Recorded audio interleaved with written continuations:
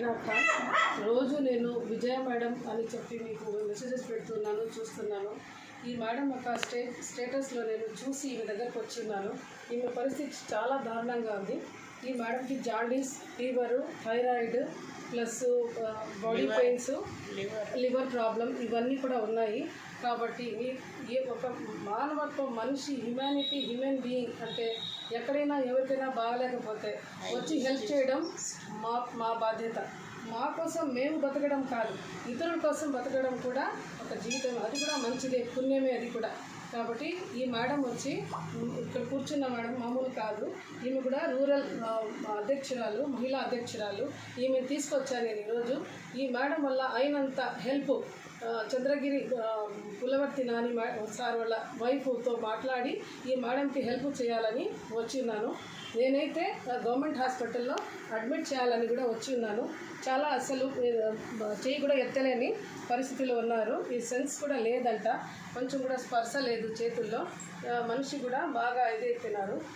So ఈమెకి government హాస్పిటల్లో చేర్పించడమో లేదా ఎవరికి నా వీడియో చేరుతుందో, ఎవరు చూస్తారో వాళ్ళు ఎంతో అంత ఆమెకి హెల్ప్ చేసి ఆమెకి మనశ్శాంతిగా, ఆమె కూడా బ్రతకాలని ఉంది. పెద్ద వయసు ఏం కాదు, మంచి బ్రాహ్మణ్ ఫ్యామిలీ నుంచి వచ్చిన అమ్మాయి కూడా మంచి జాబ్ చేసి ఇతరుల కోసం ఒక విడో అమ్మాయిని సాకి వాళ్ళ కూతుర్ని కూడా పెంచి పెద్ద చేసి అంత మంచి మనస్తత్వం గల మనిషి ఈరోజు బెడ్ ఎక్కినారు.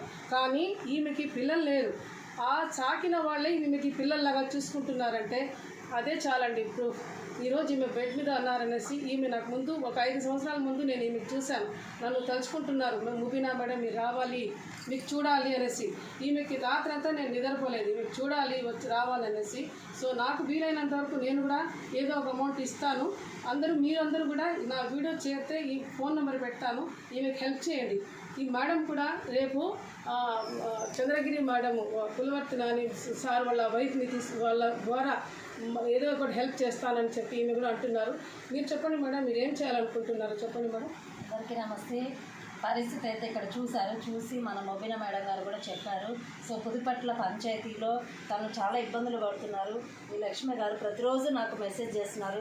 ఈ మేడం ద్వారా నాకు ఈవిడ పరిచయం చేశారు. సో మన మండలంలో ఒక మహిళ ఇలాగా ఉందంటే సో మనం కూడా స్పందించాలి. మనకు తగినంతలో తనకి హెల్త్ పరంగా తనకు కోలుకొని మళ్ళీ ప్రజల్లోకి వచ్చి తన వరకు తన సొసైటీకి ఏం చేయగలుగుతుందో అది చేసుకుంటూ ముందుకు వెళ్తుందని కూడా ప్రేయర్ కూడా చేయండి. అందుకోసం మన వంతుగా మనం హెల్ప్ చేద్దామని కూడా ఆలోచిస్తున్నాం మేము.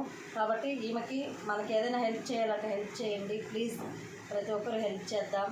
మన వంతు సహాయంగా మనము దేవుళ్ళకి కొబ్బరికాయలు కొడితే భగవంతుడు ఎక్కడో ఉన్నాడు, మన మనుషుల్లోనే ఉంటాడు భగవంతుడు అని మనము ఆలోచించి ప్రతి ఒక్కరికి హెల్ప్ చేసుకుంటూ పోవాలి. సో ఈవిడికి మనం హాస్పిటల్లో, మంచి హాస్పిటల్లో ఏదైనా జాయిన్ చేసేసి, గవర్నమెంట్ హాస్పిటల్ కావచ్చు, ఎక్కడైనా రెఫర్ చేసి ప్రతి ఒక్కరు స్పందిస్తారని కూడా ఈ వీడియో ద్వారా కోరుకుంటున్నాను. మా వంతు దేవుడు కూడా నాకు ఎన్ని టెంకాయలు కొట్టావు, ఎన్ని పూజలు చేసావని దేవుడి ప్రశ్న కాదండి. నేను సృష్టించిన జనాలకి నువ్వు ఎంతవరకు సహాయం చేశావు అనేదే దేవుడికి నచ్చిన ప్రశ్న అండి. కాబట్టి మీకు ఎంతమంది నా వీడియో చూస్తారో ఈ మేడం వాళ్ళ ఫోన్ నెంబర్, ఫోన్పే పెడతాను. మీకు వీలైనంత మీరు ఎంత ఇచ్చినా కూడా ఆమెకి ఒక మంచి ఇది అవుతుంది. తినడానికి, కూర్చోడానికి, కనీసము కడుపు నిండా తినడానికి కూడా. ఈ హౌస్ ఓనర్తో కూడా మాట్లాడానండి. మాట్లాడి రెంట్ తీసుకోవద్దండి, దానం ధర్మం చెయ్యి, రేపు మా పిల్లలకి మంచిగా జరుగుతుంది అని ఇంటి ఓనర్తో మాట్లాడి టార్చర్ పెడతా ఉంటే ఈమెకి మనశ్శాంతిగా ఉండినట్లు మాట్లాడానండి. నేను చేస్తున్నానని చెప్పడం కాదు, ఇది నా నేచర్ అంతే. బట్ మీరు కూడా కదలాలి. ఎంతసేపు మేము మా జీవితము, మా లైఫ్, మేము బతకడం ఇదే కాదండి. కాకపోతే ఇతరుల కోసం కూడా మేము ఉన్నాము అని ముందుకు రావడమే హ్యూమన్ బీయింగ్, హ్యూమానిటీ అండి. Thank you so much. ఏమనుకోవద్దండి ఇవన్నీ చెప్పినందుకు. బట్ మీరు కంపల్సరీగా ఇది రావాలి. ఇక్కడ సునీల్ గారు అనేసి మన జోష్ ప్రాపర్టీ నుంచి ఇతను మంచి బిజినెస్ అండి.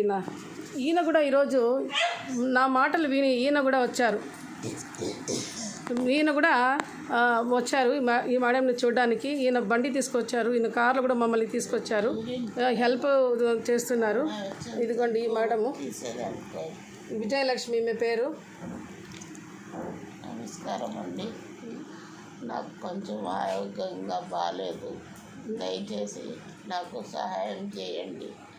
నాకు మానసికంగా, శారీరకంగా, ఆర్థికంగా నన్ను హెల్ప్ చేసి నేను కూడా మంచిగా ఆరోగ్యంగా బయటపడితే నేను కూడా ఎంతోమందికి సేవ చేయాలనే భావనే నాది. దయచేసి నన్ను అందరూ కొంచెం నాకు ఆర్థికంగా సహాయం చేసి నన్ను ఆరోగ్యవంతురాలుగా చేస్తే అంతే కోరుకుంటున్నానండి. నాకు అమ్మ నాన్న అన్న ఎవరు లేరు కాబట్టి దయచేసి అందరినీ కోరుకుంటున్నాను. నన్ను ఆరోగ్యవంతంగా చేస్తారని ప్రార్థిస్తున్నాను. Okay okay okay.